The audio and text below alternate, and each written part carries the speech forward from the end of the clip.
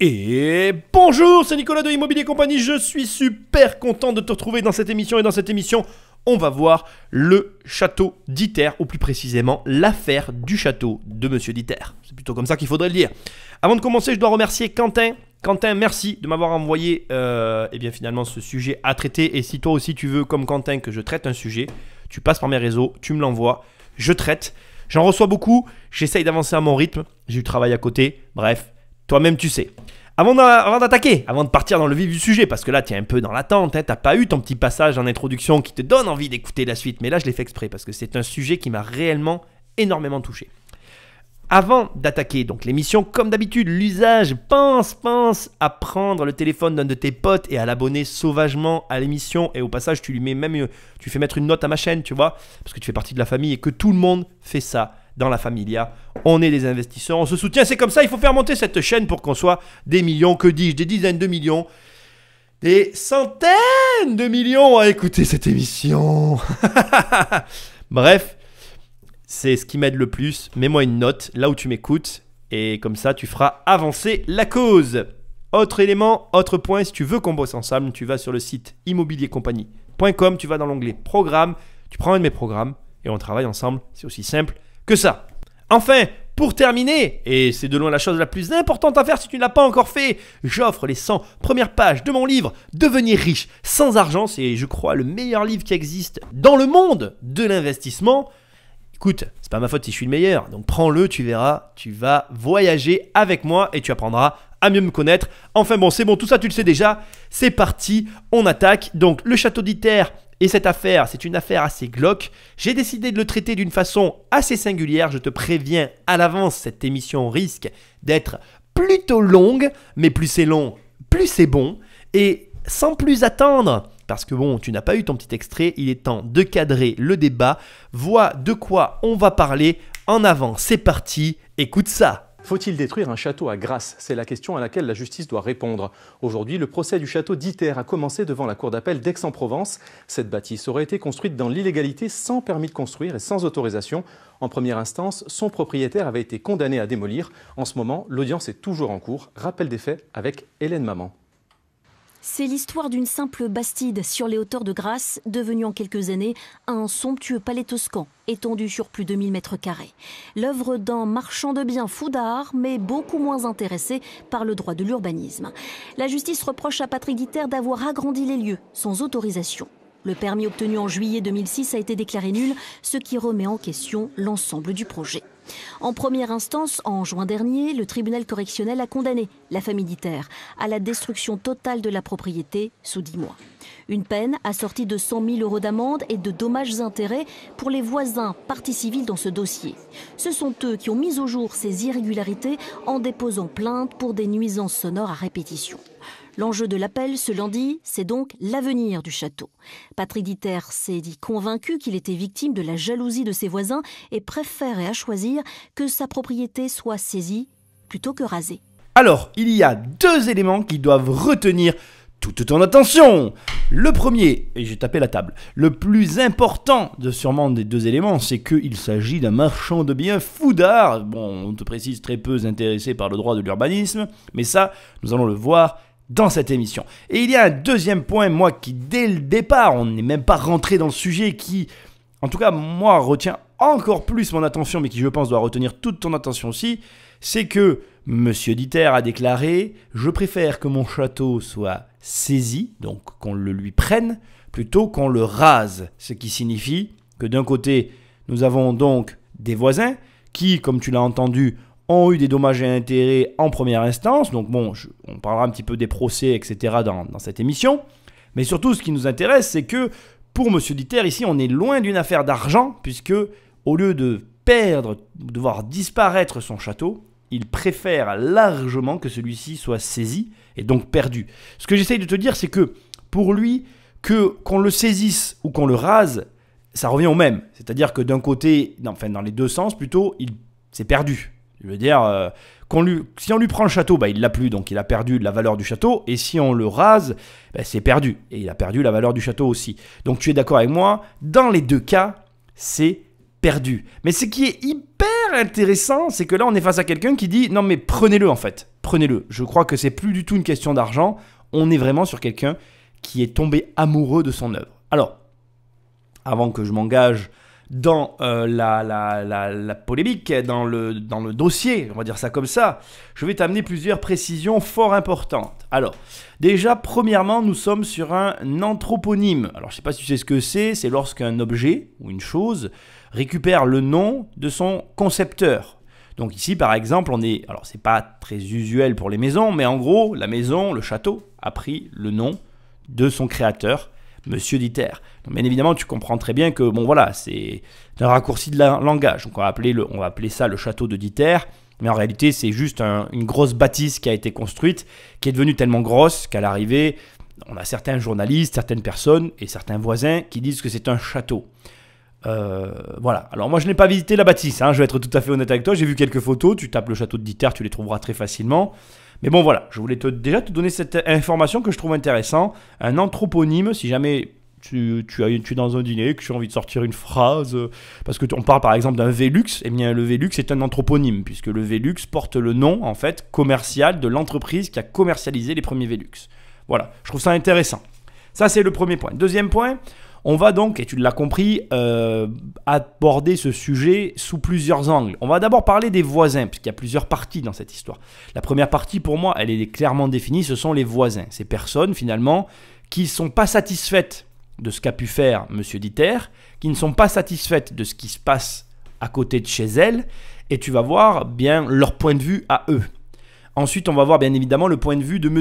Diter. Et en dernier point, je vais moi amener des éléments à cette affaire, des éléments plutôt personnels, des éléments aussi extérieurs, pour finalement te donner, j'ai envie de dire, en tout cas t'aider. Voilà, c'est plus ça la réalité. Je vais t'aider à te forger un avis. Mais au-delà de l'avis que je veux t'aider à te forger, moi ce qui m'intéresse dans cette affaire, c'est que déjà tu vois les risques que tu encours.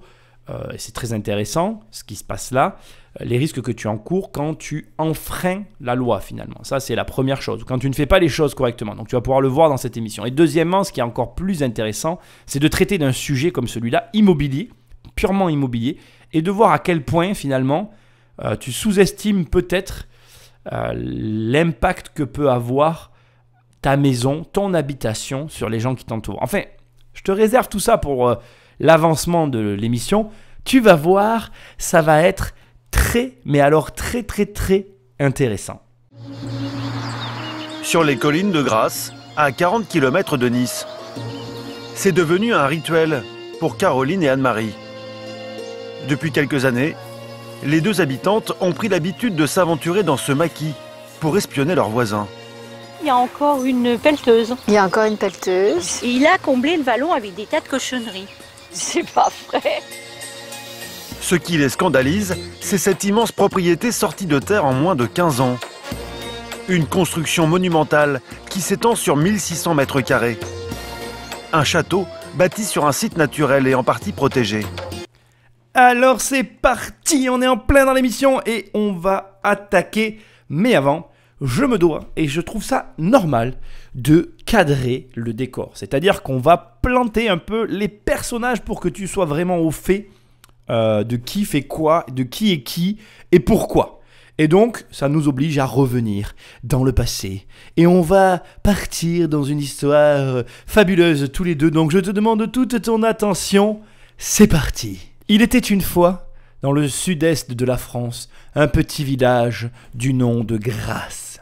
Qui dis-je un petit village? Une ville de 50 000 habitants. Elle est connue pour son industrie du parfum, ainsi que pour son ancienne cathédrale catholique gallo-romaine, édifiée dans la vieille ville qui abrite de nombreuses peintures et décors, dont certains sont réalisés par Rubens. La météo y est clémente et le temps est magnifique. Dans les hauteurs de Grasse, tu peux apprécier un décor et un paysage montagneux. C'est clairement ce que l'on peut qualifier, ou plutôt ce que les gens nomment de manière courante, l'arrière-pays niçois. Il y fait bon vivre et, compte tenu des chiffres que je peux avoir, tu peux considérer que sur 50 000 habitants, il y a 4 000 personnes qui payent l'ISF, soit environ 10% de la population. Ce n'est pas une configuration normale et c'est une région où je me plais à dire que les revenus sont confortables. Un coin où il fait bon vivre et où tu as envie de passer soit tes vacances, soit ta vie entière. Nous voilà donc en l'an de grâce 1999. Un agent immobilier propose à Monsieur Diter un terrain, que dis-je, une propriété immense à l'abandon, squattée, couverte de graffitis. C'est devenu, pour la ville de Grasse, une décharge publique. Le domaine comprend une maison de nobles, un mas, des bâtiments délabrés en contrebas, bref, un potentiel énorme quand tu visites le domaine au complet, mais un travail titanesque. Je tiens à ce stade à te préciser que bien évidemment, ce domaine fait tache dans le paysage, d'autant qu'il est dans un coin, j'ai envie de te dire, protégé. Mais pour autant, à l'époque, personne ne veut s'atteler à la tâche, sauf Monsieur Diter. Il signera donc, le compromis et l'acte pour en devenir propriétaire. Et puis, il va se lancer dans la construction pharaonique, titanesque. Il va déblayer, raser, nettoyer, reprendre. Bref, il va tout faire de A à Z. Mais je te rappelle une chose fort importante à ce stade. Monsieur Diter est marchand de biens. Et comme tout marchand de biens qui se respecte, il a une notion, j'ai envie de dire, réelle du coût d'entretien et de rénovation de bâtiments de cette envergure. Alors il décide de s'installer dans le Mas et de se séparer du domaine de Saint-Jacques de Coulombrier. C'est-à-dire que aujourd'hui, et au moment où je te parle, en fait, le domaine de départ a été scindé en deux parties et il vendra la partie du domaine de Saint-Jacques de Coulombrier, alors du Coulombrier, excuse-moi, à la famille Stephen et Caroline Butt, des Anglais, ou plutôt une Française mariée avec un Anglais. De bâtiment à bâtiment, tu peux considérer qu'il y a 270 mètres qui séparent les deux bâtisses qui autrefois étaient un seul et même domaine. Je vais te le dire autrement. Le Mas, qui est aujourd'hui devenu le château Diter, est à 270 mètres du domaine de Saint-Jacques du Coulombrier, qui autrefois, ces deux bâtiments n'étaient qu'un seul et même domaine et qui appartenait à Monsieur Diter.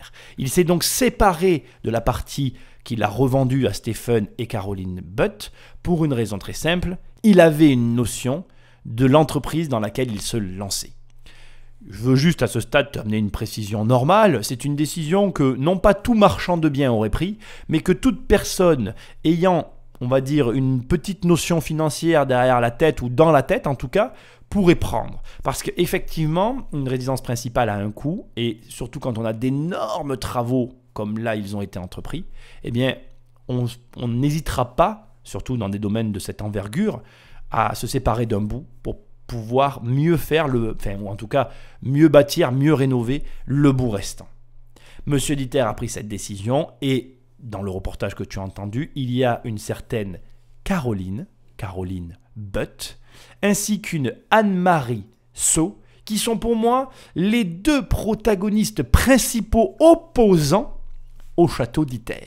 Alors, qui est Caroline Butt? Eh bien, Caroline Butt est la femme de Stephen Butt, un riche, mais alors très riche anglais. À la tête de la Silchester International All Investor, une LLP de gestion de placement basée à Londres et qui produit un revenu de 169,3 millions de livres sterling de chiffre d'affaires, avec un total de capitaux propres de 65,58 millions de livres sterling. Donc autant te dire que nous sommes sur une personne qui gagne excessivement bien sa vie. Nous voilà en plein dans Petit meurtre entre riches. Bon, ça c'est la partie Caroline Butt, qui s'est donc mariée avec ce riche anglais et qui, je tiens à le préciser à ce stade, semble avoir, elle aussi, en tout cas elle ressort de cette façon, une activité de location saisonnière dans son petit domaine. À cela, donc, tu ajoutes la deuxième protagoniste, Anne-Marie Saut, qui est une historienne française née en l'an de grâce 1946, spécialisée dans l'histoire du genre et dans l'histoire de la vie privée dans le monde occidental à l'époque contemporaine. Elle est professeure à l'école normale supérieure de Lyon avant de partir à la retraite. Anne-Marie est née à Grasse, elle a vécu à Grasse, puis travaillé à Lyon et réalisé de nombreux ouvrages. Que dire sur Anne-Marie? Tu peux trouver un reportage sur elle sur YouTube. Je vais t'épargner les quelques mots que tu peux trouver dans ce reportage toi-même. Tu tapes Anne-Marie So, S-O-H-N, et tu as le profil des deux principales personnes qui ont Monsieur Diter dans leur giron, dans leur cible, en tout cas qui sont en colère. Alors, il convient à ce stade, et tu vas te dire, mais attends, Nicolas, je comprends pas, quel est le problème en fait? Comment on en arrive là? Eh bien, c'est très simple. Il y a un premier, j'ai envie de dire, il va y avoir une première altercation qui, pour moi, en tout cas, va peut-être, à mon avis, allumer les poudres. Je ne sais pas si ça se dit, mettre la puce à l'oreille à la voisine Caroline. En fait, ce qui se passe, c'est un double problème. Le premier problème, c'est une altercation entre voisins. Parce que, apparemment, Monsieur Diter, avec un bulldozer, a défoncé un des murs jouxtant les deux propriétés avec l'un de ses voisins. Je ne vais pas commencer à donner des noms. Il y a des faits qui sont ressortis, mais en réalité, comme moi, je n'ai pas pu les vérifier, je ne vais pas te les donner. En tout cas, il y a eu un incident physique entre un bulldozer et un mur, créant une première altercation. S'ensuit une observation de ce voisinage sur ce que fait Monsieur Diter. Et ce qui se passe aussi, c'est que Monsieur Diter, après avoir fait des demandes auprès de la mairie et avoir obtenu certains accords de manière orale, va, sûrement dû à son impatience, entamer des travaux avant d'avoir eu le permis dans les mains. Alors si tu connais un peu le droit urbain, en fait ce qui se passe avec les permis, c'est que tu obtiens un permis de construire, tu dois l'afficher, et on appelle ça un recours au tiers, et durant cet affichage, n'importe qui peut en fait contester finalement ce que tu comptes faire comme travaux. Sauf que, ce qui est vachement important de préciser à ce stade, c'est que la loi a évolué à ce niveau-là parce qu'on s'est rendu compte qu'il y avait de l'abus, je ne vais pas t'expliquer ça ici, mais en clair aujourd'hui, pour avoir le droit de porter un recours sur un permis, il faut que tu habites ou que tu aies un intérêt direct avec le permis et que tu puisses le prouver. Tu ne peux pas arriver et dire « Oh, ça m'embête !» Et tu habites où? À Paris. Bon, mais on est à Grasse ici, non, ça ne marche plus. Ça a eu marché, mais ça ne marche plus. Aujourd'hui, il faut que soit tu y habites, soit tu aies une location, bref, il faut avoir un intérêt direct ou une nuisance directe avec le permis. Petit détail, je ne vais pas rentrer dans tout le voisinage qui se plaint. Donc on a dans la première altercation, en gros, normalement c'est Caroline Butt qui a eu le problème avec le mur et avec Monsieur Diter. Et de l'autre côté, on a Anne-Marie So qui s'est joint avec Caroline parce qu'elle a vu à ce moment-là les travaux entamés alors que le permis n'était pas déposé.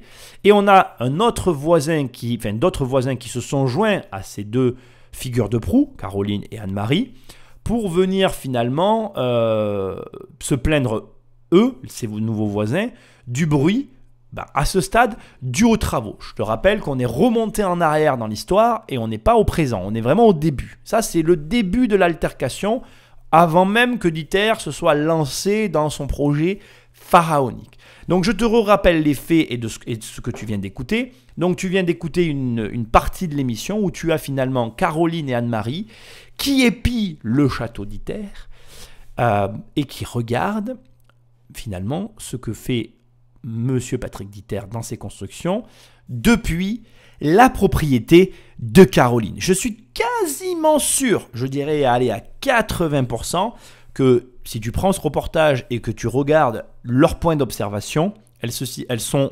précisément du côté mitoyen chez Caroline pour observer les constructions, les avancements du château de Monsieur Diter.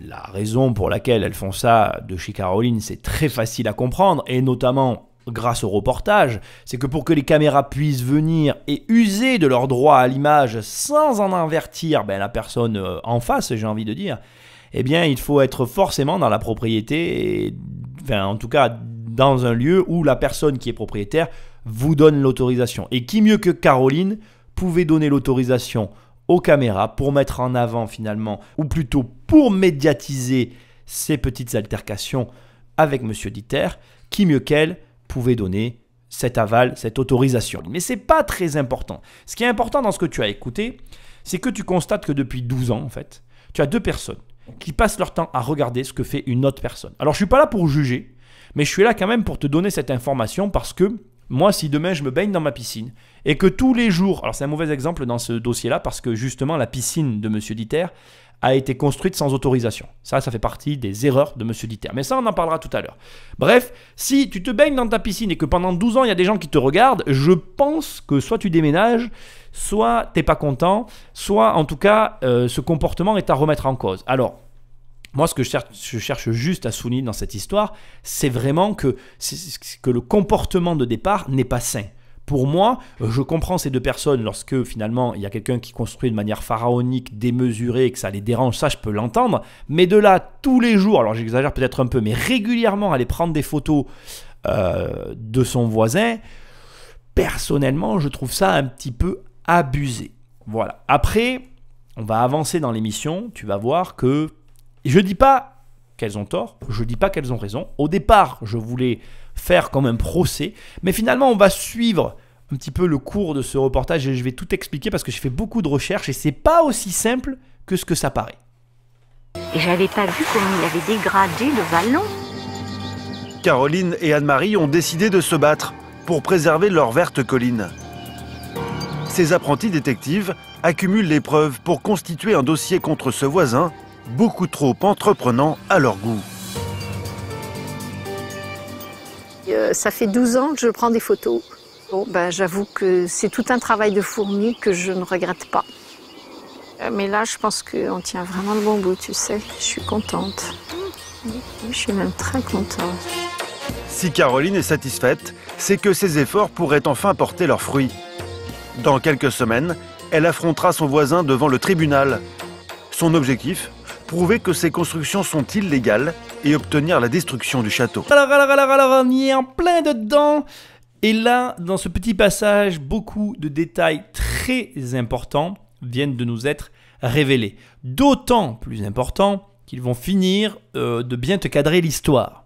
Alors, tu as entendu, on t'a dit que ces 2 personnes, Caroline et Anne-Marie, sont inquiètes pour leur vallon. Leur vallon, déjà bon, je ne vais pas faire de commentaires là-dessus, ce n'est pas le propos. Bref, ce qui est important de noter, c'est qu'en fait c'est une zone protégée, une zone verte. On est donc dans un endroit où tu n'es pas censé pouvoir faire n'importe quoi, où tu n'es pas censé pouvoir construire. Et là-dessus, je leur donne pleinement raison. À ce petit détail près, mais alors vraiment petit, hein. C'est-à-dire que parmi les personnes qui incriminent Monsieur Dieter, il se trouve qu'au registre des commerces et des sociétés... Là, tu es en train de te demander pourquoi, Nicolas, tu parles comme ça. Mais en fait, je parle comme ça parce que ça m'amuse beaucoup la situation. Bref, Madame Caroline Butt a une petite entreprise. Laisse-moi juste et simplement... Je reprends ma voix parce que c'est plus fort que moi en fait. Te donner l'activité de la société en question. Elle office dans le secteur de la location d'autres biens immobiliers. Ah, t'es en train de te dire, ah oui, Nicolas, ça veut dire quoi? Bon, elle fait du Airbnb quoi. Location d'autres biens immobiliers à la semaine. Et en fait, bon, tu es en train de te dire, je comprends pas là, pourquoi tu me parles de ça, zone verte, etc. Eh bien, tout simplement, mon cher ami, il y a de grandes chances pour que la zone ne permette pas forcément que l'on puisse exercer ce que l'on veut. Alors, je vais être très clair avec toi, j'ai consulté le plan local d'urbanisme de 2007 de la mairie de Grasse. Je n'ai pas réellement trouvé ce que je cherchais. Et je ne suis pas sûr d'avoir accès via Internet. En tout cas, je n'ai pas poussé mes recherches sur ce domaine-là pour être en mesure aujourd'hui d'affirmer catégoriquement ce que je m'avance à te dire.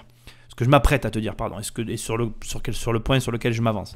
Bref, Ce que je veux te dire, c'est que parfois, tu as des zones qui peuvent t'interdire, parce que c'est une zone protégée, par exemple, eh bien, une exploitation sous forme de location saisonnière ou d'événements, comme les mariages. Parce que ce qu'il y a de très amusant, finalement, dans cette situation, et que je trouve assez ironique, c'est que Caroline a l'air un petit peu de reprocher ce qu'elle-même peut arriver à faire à Monsieur Diter. Alors, pas à la même échelle, parce qu'on va le voir, c'est un des problèmes d'ailleurs, pas de la même manière, mais il faut comprendre que dès l'instant que tu reçois une clientèle, c'est ce qu'elle reçoit, elle reçoit de la location à la semaine, bien, tu as du passage. Alors certes, il y a un problème d'échelle, puisque tu vas le voir, Monsieur Diter propose sa demeure pour des mariages, on est d'accord, et je vais quand même pas être de mauvaise foi, ça c'est un problème pour la partie Diter, et donc une incrimination qui est qu'on peut facilement pointer du doigt pour la partie Caroline. Mais au demeurant, ce que moi je voulais souligner, c'est finalement le fait que pour les deux parties, on n'est pas dans le clair. Et deuxième point, et c'est ça aussi que je veux te dire, ce qu'on reproche à Monsieur Diter, à savoir d'avoir construit de manière démesurée sur une zone verte, peut être aussi reproché à Caroline et à toutes les personnes sur ce vallon, puisque, et c'est là où je veux t'emmener, je te rappelle que en fait, qu'est-ce qui se passe actuellement dans nos villes? On a des changements de PLU, etc. Alors on ne dit plus PLU, bon bref, peu importe. On a un changement sur les règles d'urbanisation des villes. Et en fait, quand il y a des changements, je peux t'en parler, est en vigueur, est accepté ce qui a été mis en place à l'époque, sous réserve que ça a été bien fait à l'époque. Je vais te le dire autrement pour qu'on soit bien clair. Quand ces bâtiments ont été construits, donc les bâtiments originaux, ils ont été construits, et s'ils ont été construits avec des autorisations, ils sont autorisés aujourd'hui. Si les bâtiments originaux avaient été demandés, on avait demandé qu'ils soient construits à notre époque avec les nouvelles normes, ils n'auraient jamais été validés puisque ces zones passent en zone protégée. Ce qui veut dire qu'il y a un effet rétroactif de la loi qui va accepter ce qui a déjà été fait à l'époque, qui peut tolérer certaines largesses, puisque c'est déjà construit, on n'est plus à ça près, tu peux demander des agrandissements. Généralement, dans les zones vertes, tu vas avoir droit à des agrandissements qui vont être normalisés, mais raisonnés. Et au final, on se retrouve donc dans une situation où, de mon point de vue, aucune des personnes ici qui, entre guillemets, possèdent des biens, en fait, sur une zone protégée, n'aurait le droit d'y être à l'heure actuelle. Donc si tu veux, moi, tout ce que j'ai à te dire à ce stade, c'est très simple à comprendre. On a finalement deux clans qui s'affrontent et on va essayer de voir un petit peu ce qui se passe des deux côtés. Je vais essayer de rester neutre, c'est quand même le but de cette émission. Mais sache que de mon point de vue déjà, je vais te le donner maintenant, alors j'avais dit que je te le donnerais à la fin, il n'y a pas réellement une personne qui abuse pas du droit, ou plutôt il n'y a personne qui est réellement que dans son bon droit, ou enfin plutôt personne n'est vraiment tout clair ici, parce que chaque bâtiment, chaque élément est sujet à discussion. Et comme si ça ne suffisait pas, on va quand même aussi finir de planter le clou. Voilà, si tu vois la demeure de Caroline, si tu vois un petit peu, tu vas le voir de toute façon, les nuisances dont on parle, on est dans des problèmes de riches, hein, clairement, on va pas se mentir là. Depuis quelques années, à Grasse, une guerre sans fin oppose les habitants aux mystérieux propriétaires du château. Un palais de plus de 1600 mètres carrés qui en met plein la vue. Colonnade, statues style Renaissance et même un héliport. L'ensemble monumental est baptisé le Château Diter, du nom de son propriétaire. Cet homme, Patrick Diter, un marchand de biens de 59 ans, originaire de région parisienne. On en sait très peu sur lui. Il aurait fait fortune dans l'immobilier de luxe et investi une bonne partie de son argent afin de s'offrir son rêve, un palais. Et pour assouvir sa folie des grandeurs, l'entrepreneur aurait utilisé des méthodes plutôt étonnantes et pris quelques libertés avec la loi. Insensible aux nombreuses plaintes déposées contre lui, le néo-châtelain organise de gigantesques fêtes, notamment des mariages. Des soirées avec parfois plus de 700 invités triés sur le volet, qui résonnent dans toute la vallée. Et là encore sans aucune autorisation. Patrick Diter, le propriétaire qui suscite la polémique, a refusé de nous répondre. Cet homme très discret fuit les caméras. Monsieur Diter, un petit mot? Ouais, après. Bonne journée à vous, au revoir. Qui est ce riche entrepreneur qui s'est mis à dos tout son voisinage? Comment a-t-il réussi à bâtir un tel édifice au cœur d'un site protégé? Enquête sur le palais de la discorde. Donc pour moi ici, tu as un ensemble d'informations, même si c'est l'introduction du reportage et que je t'ai déjà introduit tout ça, donc tu peux avoir la sensation que ça fait doublon. Et pourtant ici, il y a un ensemble d'informations qui sont, de mon point de vue, essentielles à l'affaire. Et j'ai même envie de te dire que tout se joue là. Alors d'un côté, nous avons bien évidemment Madame Butt qui, elle, fait de la location saisonnière dans un palais. Ne nous mentons pas, elle a un palais elle aussi.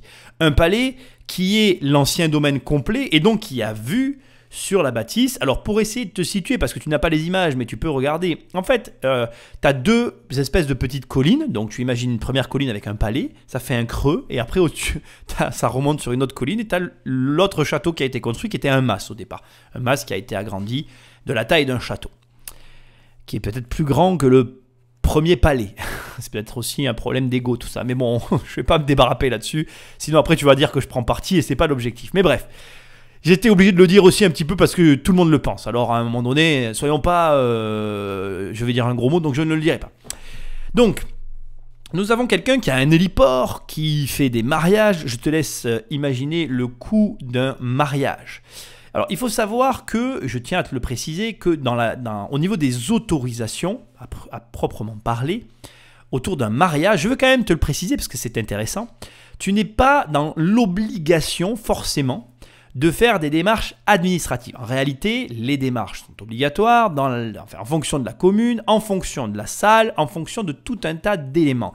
La seule réelle contrainte administrative et juridique qui aujourd'hui est encadrée, c'est le décret numéro 98-1143 du 15 décembre 98 qui, dans la pratique, concerne directement les soirées privées, familiales, où le niveau sonore est trop élevé. En gros, la loi autorise un niveau maximum de 105 décibels, après quoi on a un problème juridique d'ordre légal avec l'entourage. Donc ça, c'est la seule réglementation qui existe depuis pas mal d'années maintenant pour empêcher les abus. Après, tu pourrais me dire, oui, mais alors, si tu mets de la musique, là, ça sème. Ben, quand c'est une soirée privée familiale de l'ordre d'un mariage, on oublie là, ça sème, tu fais ce que tu veux. Et au niveau des autorisations, tu es clairement soumis à la salle, à la situation un petit peu au cas par cas, plutôt, je vais dire, de la salle que tu choisis, du lieu que tu choisis, etc. C'est du cas par cas. Il n'y a pas de généralité, il n'y a pas de règle, il n'y a rien qui soit arrêté autour de ça. Donc, là, on est quand même dans quelque chose de particulier puisque tu l'as peut-être entendu, mais on parle de 50 000 € la soirée. C'est peut-être le chiffre d'affaires que fait à l'année Madame Butt. Je dis ça, je dis rien. Mais il est facile de comprendre qu'entre la situation du palais, entre le palais en lui-même et le savoir-faire professionnel de ce monsieur dans le domaine du luxe, la location finalement de la salle est, comment dirais-je, est 100 fois plus rentable que l'activité de location saisonnière de Madame Butt. Alors je ne suis pas dans leur papier, attention, c'est de la pure spéculation personnelle. C'est de la pure spéculation personnelle. Ce que je te dis, tu ne peux pas t'y fier. Mais c'est mon sentiment. C'est mon sentiment à la lecture de toutes ces informations. À cela, tu ajoutes que Monsieur Dieter, comme c'est très justement dit dans cette présentation, reste quelqu'un de très discret, qui ne se montre pas, qui ne se mélange pas dans un petit village du sud de la France. Je te rappelle que je vis dans un petit village du sud de la France. J'ai passé une bonne partie de ma vie dans un village où je n'ai jamais parlé à personne, où je n'ai jamais adressé la parole à qui que ce soit dans ce village. Laisse-moi te dire une chose, ça n'était pas du tout apprécié par les gens du village. Les gens du village ne m'aimaient pas pour cette raison-là. Je ne me mélangeais jamais avec eux. Je n'allais jamais à leur fête de village. Je n'ai jamais rien fait avec eux. Aujourd'hui, je suis dans un autre village avec qui j'ai encore parlé à personne, avec qui je fais mon sauvage, parce que je suis sauvage, je n'ai pas honte. Ce n'est pas dirigé contre les gens du lieu où j'habite. C'est simplement que si tu veux, moi quand je rentre chez moi, j'aime être chez moi. J'ai pas envie de parler avec mes voisins. J'ai envie de parler avec personne. C'est ma conception de la vie. Je suis chez moi pour être tranquille. Je n'ai rien à devoir à personne. Je passe ma vie à parler avec des gens pour vendre des appartes, machin, bidule. J'ai pas envie de parler avec des gens quand je rentre. J'ai envie de voir ma femme, ma fille et vivre ma petite vie à moi qui regarde personne. Et donc, si tu veux, il y a des gens qui comprennent pas ça. Il y a une vraie vie dans nos villages du sud de la France et je crois que réellement, là aussi, Et je pourrais comprendre si tu n'es pas d'ici, tu sous-estimes grandement ce que je suis en train de te dire. Tu n'imagines pas à quel point ça peut être mal perçu dans un village, surtout dans des villages vers chez moi et vers là-bas aussi, des gens un petit peu comme nous qui sont sauvages. Sur ce point-là, je vais m'apparenter avec Monsieur Diter, je vais oser le faire parce que j'ai tendance à être comme lui. Pour te donner un ordre d'idée, j'habitais dans une maison avec un mur de 2 mètres tout autour de chez moi. C'était comme une palissade que nous avions construit pour dire tu viens pas, tu rentres pas, on n'a rien à se dire. À moins que tu perdes un bras et que tu aies besoin de soins, là je te laisserai rentrer pour te soigner, mais tu ressortiras aussi sec quand tu seras guéri. Voilà, l'image est un peu forte, mais voilà, il faut respecter tout le monde. Moi, si demain mon voisin construit un mur de 3 mètres, dans la mesure où ça m'emmerde pas, j'irai pas l'embêter pour ça, quoi. Tu vois ce que je veux dire? Moi, je comprends très bien que chacun chez soi, ça soit une philosophie. Voilà. Donc, c'est pas compris par tout le monde, ça peut être mal perçu, je l'entends aussi, mais dans la mesure où ça embête personne, voilà, je vois pas en quoi c'est gênant. Sur les hauteurs de Grasse, nous retrouvons Caroline chez elle. La riveraine ne se contente pas de prendre des photos dans les fourrés. Avec tous ces indices accumulés, il y a 2 ans, elle a porté plainte contre ce voisin envahissant qui lui gâche la vue. Au départ, c'était comme ça, c'était complètement en ruine, il y avait juste un petit mât de 250 mètres carrés. Et là, on voit que la petite maison, il y a un truc qui s'est construit derrière, et puis ça s'est construit devant. Petit à petit, là, vous voyez, on a une espèce de monstruosité immobilière qui s'est développée. Au cours de son enquête, Caroline a découvert qu'une partie des travaux d'agrandissement auraient été réalisés sans aucune autorisation. Pour faire de ce simple mât un majestueux palais, Patrick Diter aurait utilisé ce qu'on appelle dans la région la méthode du permis à la provençale. Le principe est simple, construire d'abord, puis mettre la mairie devant le fait accompli pour obtenir un permis. Ça nous gêne vraiment énormément que la loi ne soit pas respectée. Que nous, à chaque fois qu'on veut mettre quoi que ce soit, il faut faire des permis, il faut faire des demandes, il faut attendre. Et ce monsieur, il continue, et la loi ne s'applique pas à lui, il fait ce qu'il veut, comme il veut. C'est une justice complètement à 2 vitesses, probablement entre les gens qui ont les contacts, peut-être l'argent qui va avec, je ne sais pas, et ceux qui en ont moins. Et à chaque fois qu'on ouvre le bec, on vous dit qu'est-ce que vous espérez? C'est le sud de la France. C'est comme ça que ça se passe. Bon, avant même de commencer, je suis en colère. Faut arrêter de dire un mât. Un mât, c'est le mât d'un bateau. Dans le sud, on dit un mas. On prononce le S. C'est pas compliqué, là. Oui, après, j'ai envie de rire. Madame Budd qui nous dit, oui, c'est une justice à 2 vitesses pour les gens qui ont de l'argent, pour les gens qui en ont pas. Parce que toi, t'as pas d'argent. T'es dans un palais, t'as pas d'argent. Alors, ça me fait rire parce que tu regardes le reportage, tu vas mourir de rire parce qu'à chaque fois, tu sais, ils essayent de prendre des angles de vue où tu vois pas trop qu'elle habite dans un château de ouf, quoi. Sauf qu'à des moments, tu vois le jardin à la française, ça la trahit un peu, quoi. Pocherette. Bon, déjà, si elle pouvait arrêter de dire un mât, elle m'écorcherait moins les oreilles, mais ça, on va dire que c'est personnel, c'est mon problème. Non. Alors là où elle a raison, et je suis obligé de le reconnaître, c'est vrai que ça existe. Alors, ça s'appelle pas, moi, j'ai jamais entendu parler d'un permis à la provençale. Ça existe, voilà, je vais pas te dire le contraire. Des mecs qui rénovent ou qui vont prendre des largesses et qui vont mettre les administrations devant le fait accompli pour obtenir des choses qu'ils n'obtiendraient pas. Voilà, je peux pas la laisser dire ce qu'elle dit parce que le problème qu'il y a, si tu veux, et ça je peux l'entendre, c'est que quand tu es dans l'immobilier, tu vois des choses en fait. Tu vois des choses, notamment que l'État se permet de faire, et tu te dis, mais attends, ils nous prennent vraiment pour des abrutis, je suis obligé de le dire, hein, je suis vraiment désolé, mais voilà, c'est toujours pareil. Là, qui fait le reportage? Des journalistes. C'est quoi leur métier? Ce sont des journalistes, ils ont fait des études de journalisme. À quel moment dans ce reportage, il faut intervenir un marchand ou un promoteur qui va expliquer la réalité du marché immobilier? À aucun moment, comme d'habitude, parce que sinon ça serait pas drôle. Et puis en même temps, ça me donnerait pas l'occasion de refaire ces émissions pourries, parce qu'elles sont mal renseignées. Mon premier problème, si tu veux, dans cette émission-là, c'est qu'il n'y a personne qui est là pour te dire ce que je vais te dire.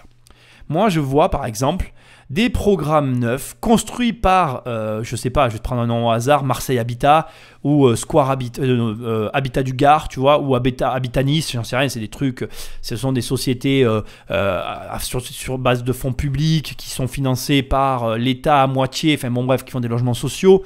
Et eux, quand ils construisent, eux, ils sont en dehors des lois. Et là, ça a l'air de gêner personne. Et bon, tu me diras, ils n'auront jamais ce problème-là parce que c'est pas l'État qui a l'argent de se payer ce que s'est payé M. Diter, puisque l'État est un mauvais gestionnaire, il récupère les miettes de ce qu'il est capable de se payer. Ça, c'est encore un autre problème. Mais c'est pas la question. Le problème, c'est que si tu veux, tu as Madame Butt, elle a en face d'elle un professionnel de l'immobilier qui sait exactement ce qui se passe dans ce métier et qui n'hésite pas à avancer parce qu'il sait que pour obtenir à un moment donné ce qu'il veut, il va falloir jouer un peu des coudes, si je puis dire. Alors ça ne veut pas dire que moi je le fais, j'essaye de fonctionner à l'inverse de M. Diter, je récupère d'abord les permis, je purge mes droits et j'avance, mais je ne peux pas te dire que j'ai jamais vu des choses comme ça. Je ne peux pas te dire que j'ai jamais vu des projets immobiliers menés, sortis, avant même que les permis aient été validés, avant même qu'ils aient été purgés, amenés à terme et validés après coup. Ça existe, oui, c'est vrai. Et malheureusement, en fonction de la raison pour laquelle la personne agit de la sorte, je suis obligé de reconnaître que, en tout cas, moi j'ai en tête un cas, dont je ne parlerai pas ici, qui s'est passé exactement de la même manière pour un bâtiment de la même trempe. C'est-à-dire qu'on était là aussi dans un bâtiment classé, là aussi avec des gens complètement délirants en face, parce que bon, quand je parle de gens comme ça, je te fais allusion en l'occurrence à des bâtiments de France. Désolé, je ne veux pas les insulter, mais ce sont des gens qui ne comprennent rien. Je vais te parler d'un cas dont je peux te parler, qui est le cas d'une de mes locataires, qui est dans un secteur sauvegardé et bâtiment de France. Elle a la totale, la pauvre. Et elle a demandé une modification de la façade. Je vais essayer de ne pas rentrer trop dans les détails. Avec une particularité, c'est qu'elle a voulu modifier sa façade qui était en bois pour l'améliorer et pour l'amener à une façade alu avec un effet bois pour éviter l'usure trop rapide du bâtiment. Parce qu'en fait, aujourd'hui, avec le bois, le bâtiment, à certains endroits, est affaibli et s'abîme plus rapidement qu'à la normale et aussi est dangereux pour la structure du bâti. Eh bien non, ça a été refusé. Pour quelle raison ? Bien parce que le bâtiment de France a décidé que nanana, etc. Les contraintes qu'il a décidées. Ce que je peux comprendre, parce qu'attention, je ne dis pas que dans leurs contraintes, il n'y a que de mauvaises choses. Sauf que dans ce cas précis, on est sur une structure de bâti, équivalente par exemple à ce qui s'est passé à l'immeuble de Marseille. Et cette structure de bâti, elle est mise en péril à cause du bois. Déplace-toi pour aller voir la situation. Essaye de comprendre pourquoi quelqu'un te demande ça, surtout qu'il y avait un dossier technique. La personne en charge du dossier ne s'est jamais déplacée sur le bâtiment. Elle n'est jamais venue voir. Elle a toujours refusé toutes les demandes de ma locataire. Même moi, j'ai essayé de faire intervenir quelqu'un. Je ne vais pas m'en cacher, hein, parce que bon, c'est mon bâtiment quand même. À un moment donné, j'avais quand même envie que ça se passe bien, tu vois. Et ça ne s'est pas passé du tout. Parce que la personne, elle n'est jamais venue, elle n'a jamais cherché à comprendre, c'est un cas particulier, elle n'est jamais venue voir ce qui se passait, et l'affaire, elle est bloquée, sclérosée comme ça. Finalité, au moment où je te parle, mon bâtiment, eh bien, il est pourri. Et je vais te dire les choses comme je les pense. Ce qu'il faudrait faire, sauf que là, je ne suis pas en charge du dossier, moi je suis que le bailleur dans cette histoire, et c'est malheureusement sur ce dossier-là, c'est au locataire, parce que c'est comme ça que le bail a été fait à l'époque, c'est au locataire de prendre en charge les travaux. Bref, là, je ne peux pas l'inciter à le faire parce que c'est pas moi, mais presque il faudrait faire comme M. Diter, c'est-à-dire prendre le gauche, le faire venir les gens et dire voilà, si j'avais laissé, le bâtiment il aurait fini par s'effondrer et vous m'avez refusé le permis 3 fois pour le réparer. Comment on fait ? Voilà. Et là, le mec il serait venu parce qu'il n'aurait pas été content parce que quelqu'un aurait transgressé ses règles, mais ces règles elles sont pourries. Alors on fait quoi ? Les règles sont écrites par des gens qui font fi, qui ne prennent pas compte des cas à part. Comment on fait ? Voilà, répondez à cette question et vous répondez au problème. Je ne dis pas qu'il a raison, parce qu'effectivement, là, il a dépassé les bornes sur certains points. Mais je dis que tu ne peux pas établir des règles comme ça et te dire que ça va s'appliquer à tout. Là, avant, sur ce bâtiment-là, c'était une déchetterie publique. Et le gars, il en a fait un château. Bon, je vais pas... Voilà, c'est un peu compliqué pour moi cette émission, parce que je ne suis pas du côté de M. Diter. Il y a des erreurs qui ont été faites de l'autre côté, mais c'est pas aussi simple. Patrick Diter bénéficierait-il d'appui dans la région ? Car il n'y a pas que les permis de construire illégaux. Dans son palais, le nouveau châtelain organise en effet des fêtes somptueuses et parfois très bruyantes. Et là encore, sans parfois respecter la loi. Alors là, je suis obligé d'intervenir parce que si j'avais bien un reproche à faire à ce reportage, c'est la manière dont il est monté avec les sous-entendus dont il fait état. Je vais rapidement intervenir juste pour le préciser. Aujourd'hui, c'est très facile d'organiser des soirées. Faut arrêter. Moi, j'en ai organisé quand j'étais jeune. Il n'y a rien de complexe à ça. Et de là à dire, oui, monsieur Diter a des appuis. Alors, c'est tout à fait possible. Je ne vais pas faire genre c'est impossible ce que je dis. Mais je trouve que le reportage est construit d'une façon amusante, en tout cas pas neutre, voilà, avec la ferme intention de faire planer le doute sur la partie Diter. Alors je me sens obligé là d'intervenir juste pour préciser que voilà, c'est pas parce que tu fais des soirées où il y a beaucoup de bruit que tu as des appuis politiques. La vérité, c'est que quand tu fais des soirées, tu as des problèmes de cet ordre-là. Moi, pareil, je peux te témoigner d'un élément. Nous, quand on faisait des soirées et qu'il fallait fermer, il y avait la maréchaussée qui passait pour bien veiller à ce que tu fermes à l'heure. Et nous, on tirait au maximum, quitte à dépasser de un quart d'heure, 20 minutes. Parce que en un quart d'heure, 20 minutes, crois-moi, tu as des mecs qui consomment plus. Donc, tu vois ce que je veux dire? Là, on est sur des mariages, c'est autre chose. Son gain, il est ailleurs. Je ne vais pas t'en parler, mais c'est pas le propos. Ce que j'essaye simplement de te dire, c'est que c'est le jeu. On joue tous au même jeu. On essaye de tirer un maximum d'une situation, même si elle est cadrée. Je sais pas bien que je dise ça, mais c'est une vérité. Voilà, on reprend le reportage. À défaut de pouvoir interviewer Patrick Diter, nous avons rencontré l'une de ses proches, à Antibes. Tu as mis quoi comme chaise? 200. Carole est wedding planeuse. Avec son équipe ce matin, elle organise la venue de très riches clients qui souhaitent se marier au château Diter cet été. Et ils sont debout, tu sais, c'est un mariage anglais. D'accord. Donc et n'oublions pas qu'elle souhaite une allée en gazon. Oui, on va avoir une allée en gazon naturel, plutôt qu'un tapis blanc. Si Carole recommande ce lieu à sa clientèle VIP, c'est qu'elle s'y est mariée elle-même, il y a maintenant 4 ans. Le plus beau jour de sa vie, qu'elle a immortalisé dans un film. Là, toutes mes meilleures amies étaient demoiselles d'honneur. C'était un moment exceptionnel. Et voilà, entourée de tous les gens que j'aime, dans un lieu de rêve. Et c'était fantastique. Pour s'offrir un mariage dans cette propriété d'exception, il faut débourser au minimum 60 000 €. Ah, c'est vrai que c'était magique. À ce prix-là, les mariés bénéficient d'un cadre enchanteur, mais aussi d'un petit bijou de technologie. 132 haut-parleurs disséminés dans chaque recoin du domaine. La musique sortait des murs, c'était incroyable. Il gère la musique dans tout le domaine. On sent que d'un point de vue technique, il a choisi quelque chose de très performant. Cette sono incroyable qui a ravi les oreilles de l'époux de Carole, c'est bien ce qui pose problème aux voisins.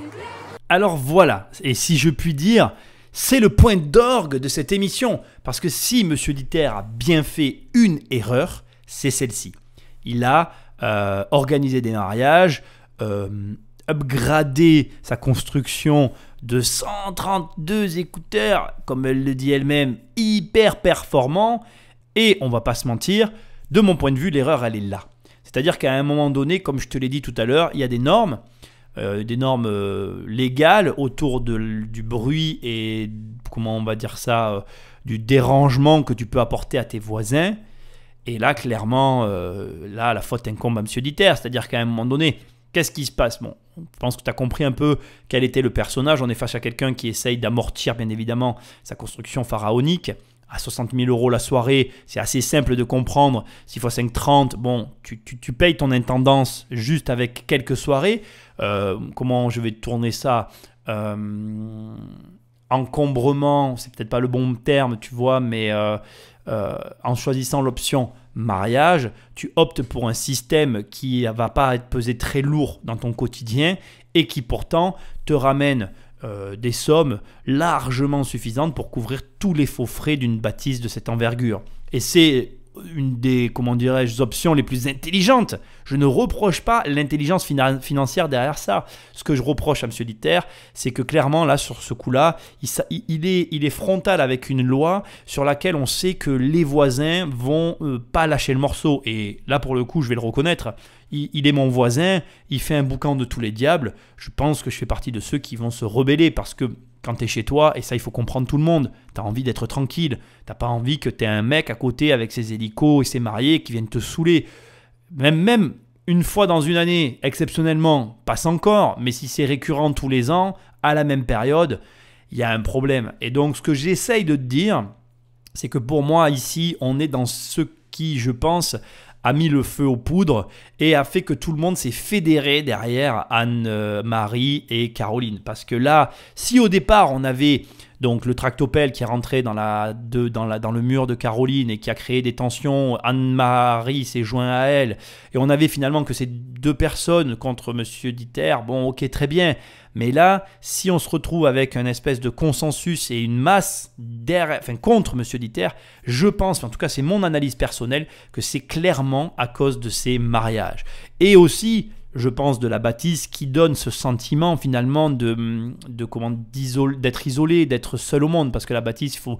Bon voilà, tu peux aller un peu regarder les photos, mais tu as vraiment l'impression d'être seul au milieu de rien. La première autre bâtisse proche est à 300 mètres avec cette vue dégagée sur des collines de l'arrière-pays niçois. Donc vraiment, tu as cette sensation d'être isolé. Donc du coup, j'imagine que tu te mets à ton aise et que tu n'hésites pas à balancer la sauce si tu as envie de crier ou chanter.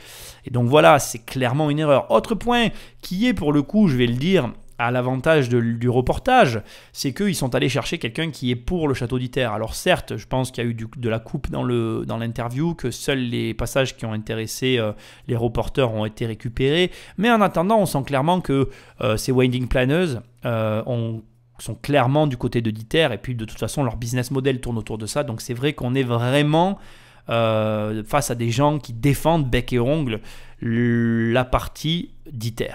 Alors après, c'est à toi de te faire ton opinion. Moi, j'essaye de te relater des faits.